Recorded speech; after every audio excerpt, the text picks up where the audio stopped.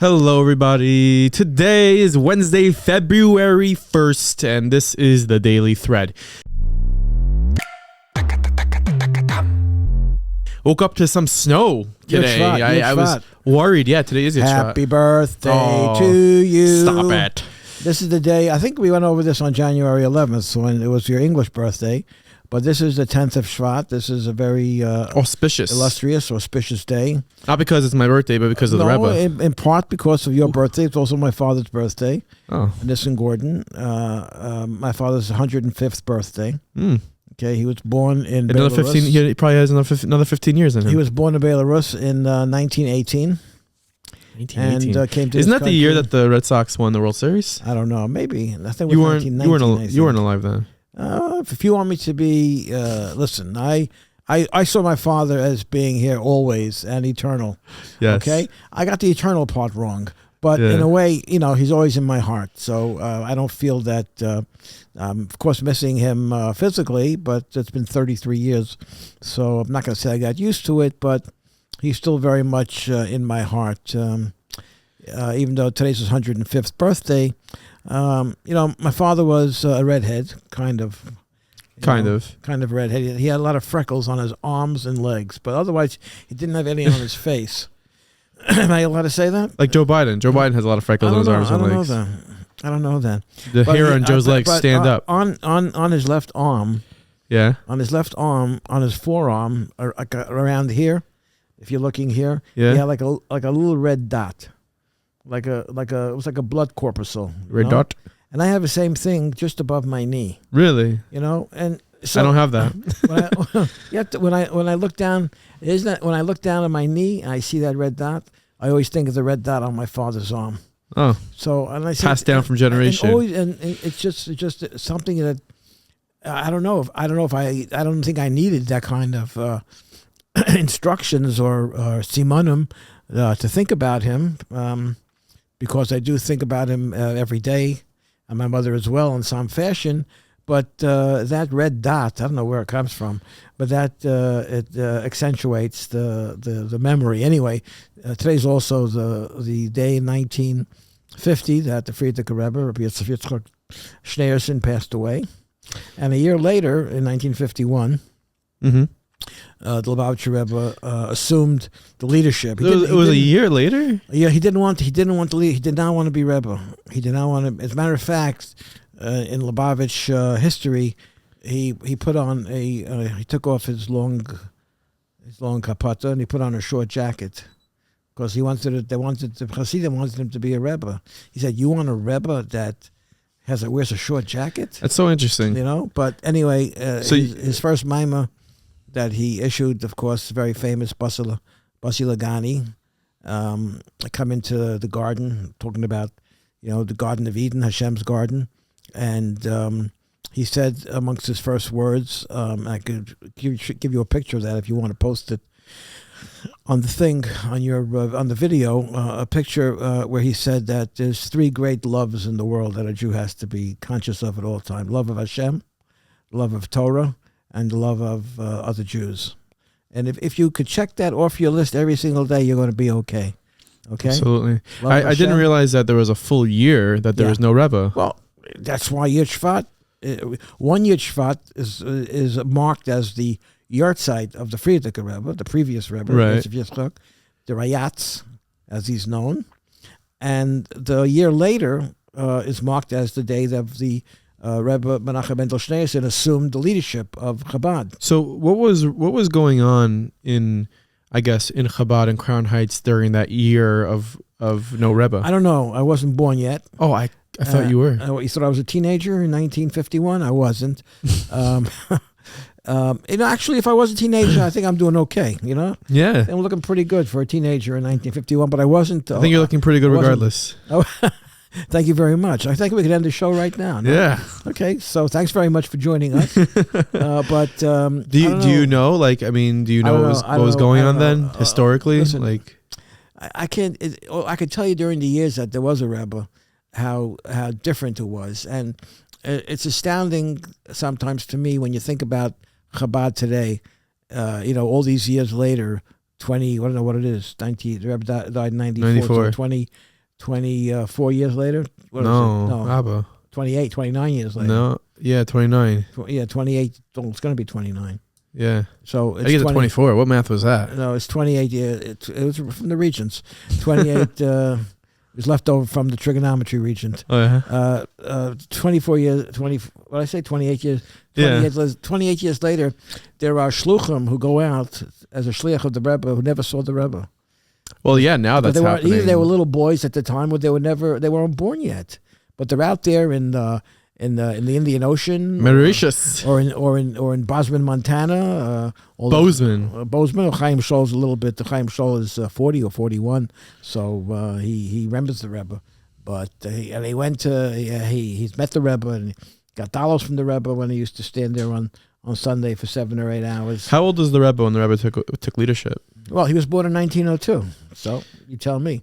So he took over leadership in 1951, so he was almost 50 years old. He was 49 years old. And, it's never easy getting a new job at the age of 50. You know what? I think being a Rebbe is different, and I'm sure I mentioned in some context over the last few months, Psychology Today once did a survey of what type of profession allows a person to have longevity, to live a long life. You know what they found? They found 2 professions: a conductor of a Philharmonic orchestra and a Hasidic Rebbe. They lived the longest. Is that a real study? Yeah, it's a real study in Psychology Today, because those 2 jobs, you are empowered. You know what it means to lead a Philharmonic orchestra of 100 people playing musical instruments, or to be for bringing in front of 3 or 4 or 5 or 6,000 Hasidim. It empowers you. It breathes life into you. It gives you life, and it gives you exuberance, and it gives you years, apparently. 100%. Do you have any personal stories with the Rebbe that you care to share?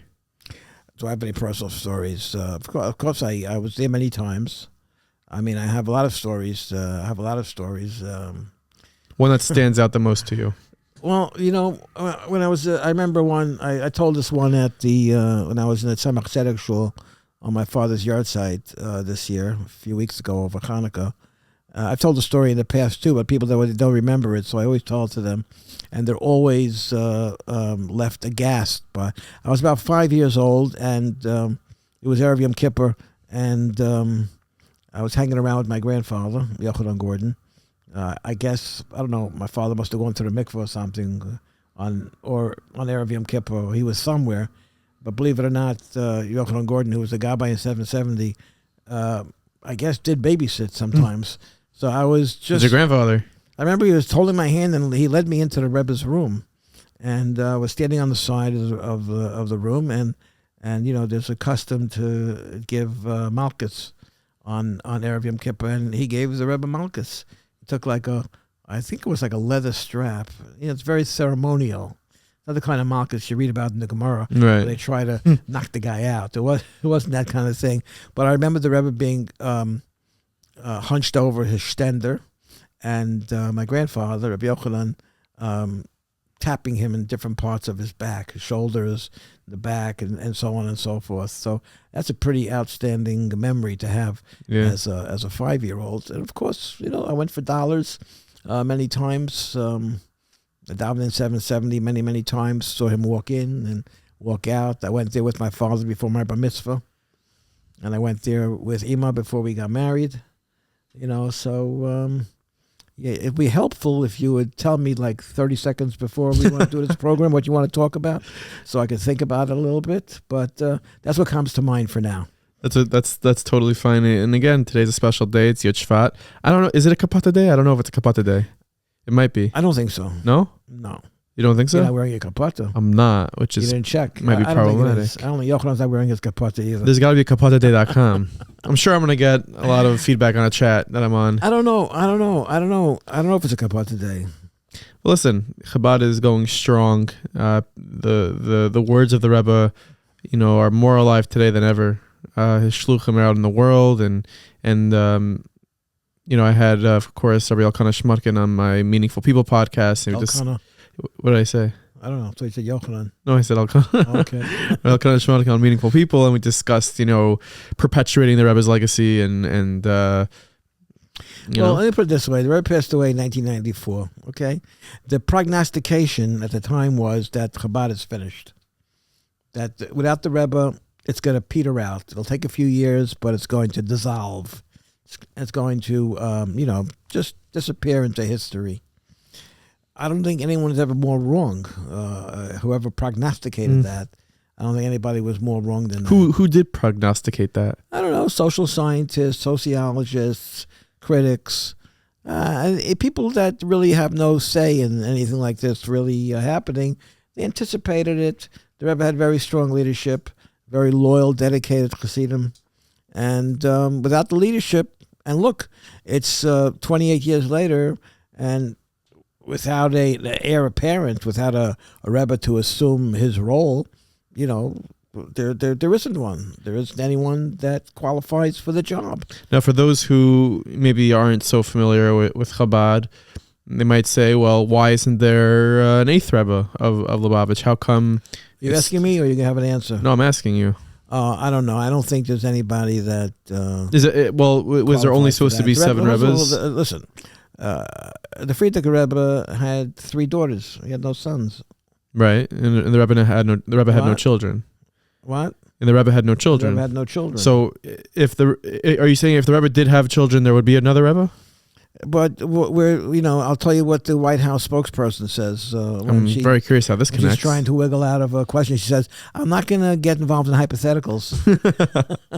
Well, what are you asking me? I don't know. I'm very curious about that. The dynamic might have been different. I don't know. Very interesting. Let the experts who have a little bit more knowledge, a little bit of depth, a little bit more knowledgeable of the history and the mechanics of Chabad, let them answer that. I don't know. So here's a story via Yeshiva World, which is a very interesting one. It says, a cheeseburger with real cheese. Israeli man files a lawsuit against Burger King in Israel.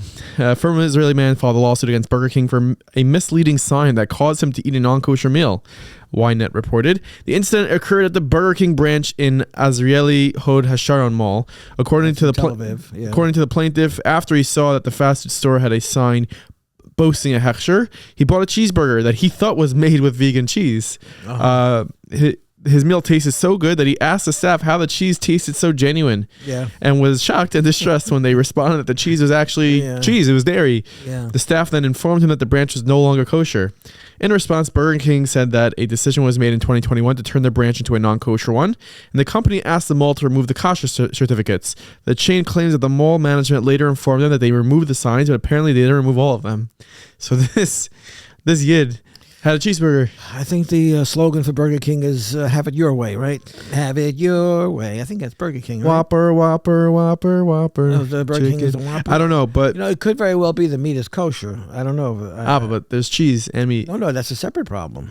But the meat might be kosher. Do you think he has grounds to win a lawsuit? Probably against the mall. I don't know. He has to prove what was the damage. Are you kidding me? The damage is unquantifiable. All right, but you have to quantify it in court if you want. You can't quantify. How do you quantify the damages? It's a spiritual damage. It's very hard. So you have to take them to a din Torah then if you want to prove a spiritual. I don't think there's a court in the world that can adjudicate spirit damages for spiritual injury. I was injured spiritually. Are you kidding me? Give me a case where someone was injured spiritually. I could probably give an example of a Muslim case where. I don't know, spiritually injured. I don't think a secular Yes, court. I could tell you. A woman forced to remove her hijab. That's a physical thing. It's not physical. But what do you mean physical? She didn't have to eat the hijab. She either puts it on her head or she takes it off her head. I know, but forcing to remove it. What kind of damages did she get from the court? I don't know. Probably. I don't think so. I don't think so. You don't think so? Listen, I can tell not that she could wear a hijab. Listen, there's been court cases where people in the police department in New York or in the military that were Jewish, they wanted to keep beards, wanted to keep payas, and there was a time when you weren't allowed to. But there's a matter of religious freedom. But this is where something physical. You hear that horn out there? That doesn't bother you. If I move my chair, it bothers you. I don't think the mic picked that. I don't think the mic picked that up. The guy's blowing his horn outside like a madman. It's okay. It's okay. Don't flinch. Anyway, so that's how it is in Central Avenue in Cedarhurst, New York, the headquarters of the Daily Thread and the Meaningful Minute Empire. Yeah. So where were we? Oh, there's a point where spiritual and material crisscross.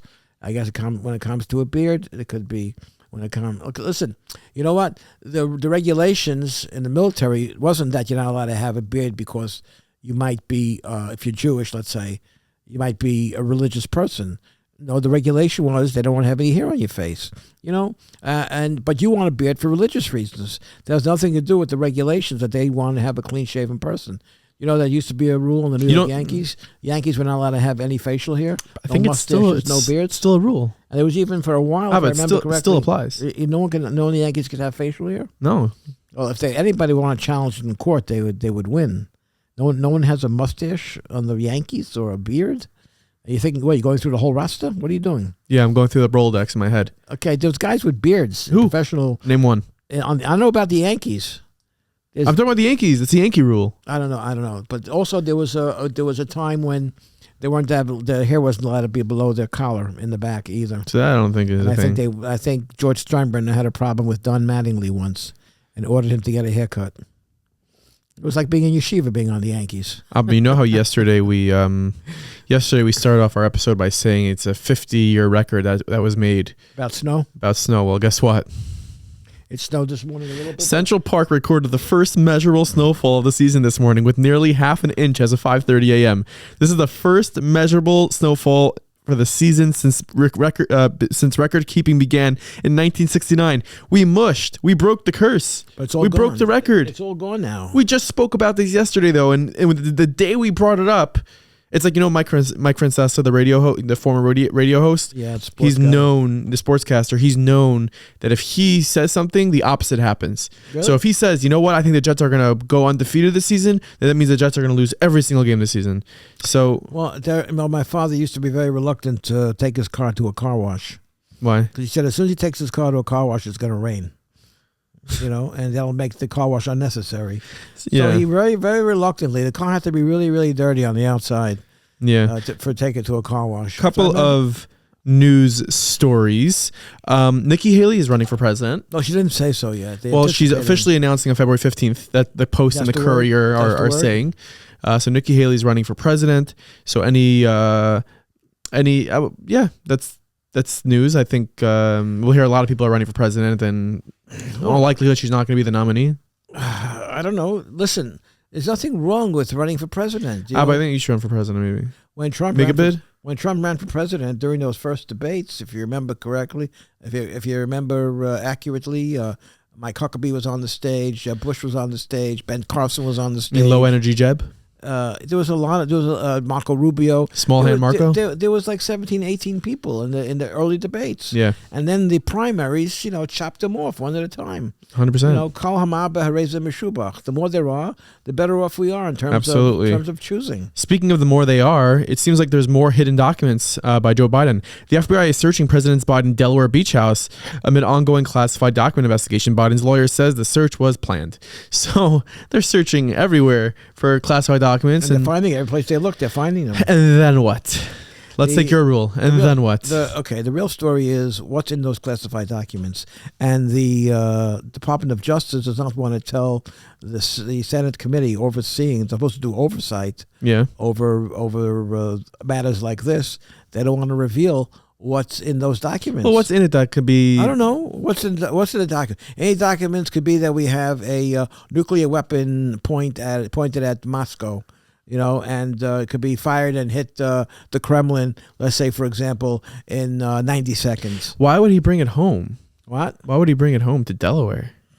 Well, first of all, it has value to it. It's a classified document. Okay. A lot of these documents, he was in the government for 50 years. You have to understand. He was a senator. Yeah, that's how he made his billions of dollars, Joe Biden, no? He was vice president for 8 years to Obama.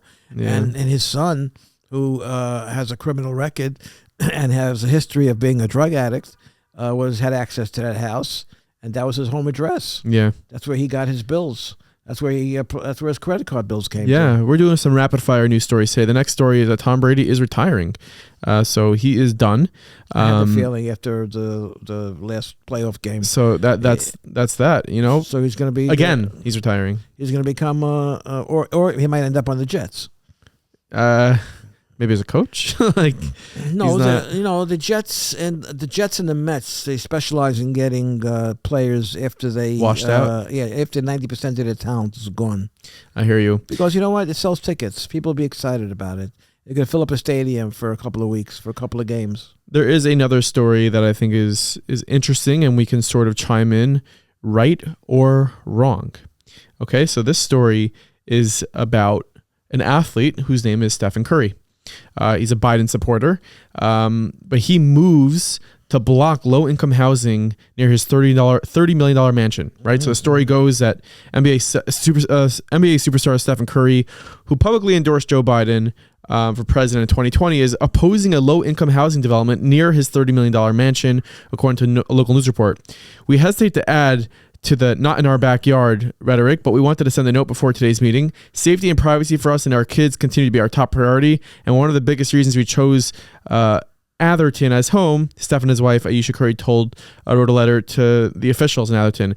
It was an attempt by Curry, who's the 5th highest paid athlete in the world last year, to prevent undesirables from crowding the area around his home. What's an undesirable? I don't know. It sounds like some low-income housing, homeless people that are being housed. If you're in low-income housing, you're living in an apartment. If you're homeless, you're homeless. It's two different things. I don't know. What is he afraid of? The Not sure. Low-income housing, the trouble they might bring with them to the neighborhood. I think so. Listen, he's a very high-profile athlete, and his kids are, there's paparazzi, and he's maybe just nervous about crime. I don't know. He's a $30 million house. So the Curry family petitioned the local government to build fencing and shrubbery around their home to protect the family from watchful eyes if they couldn't block the new families from joining the neighborhood entirely. It's called, you know what it's called, Nachi? It's called rules for thee, but not for me. That's like a Nancy Pelosi type of rule, you want people, whether they're in Minnesota or Texas or Florida, you want them to be open and accept people that are homeless, and let them set up tent cities on the street, but just not in my neighborhood, not in my backyard. By someone else, you could be very liberal and very proactive in terms of settling them someplace else. Yeah, I don't know. Right or wrong? What do you think? Should he be?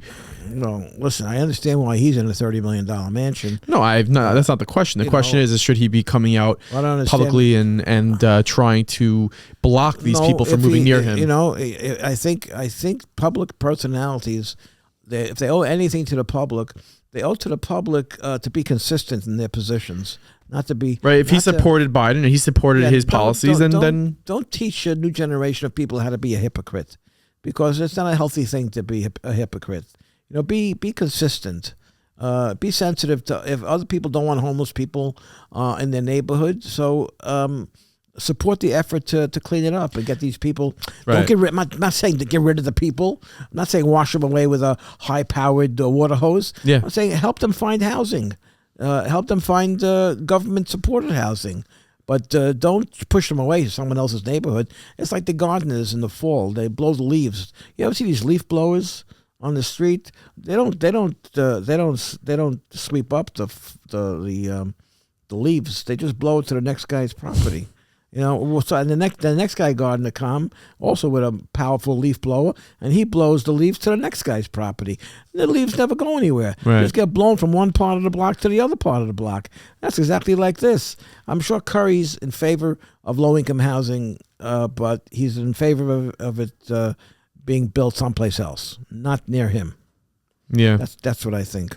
Today is Yad Shevat. It's the 10th of Shevat. It's an auspicious day. Make sure to make a l'chaim. It's the day that the Rebbe assumed leadership in Chabad and Lubavitch. And wishing you all an amazing Yad Shevat, and we'll see you by tomorrow's episode of Daily Thread.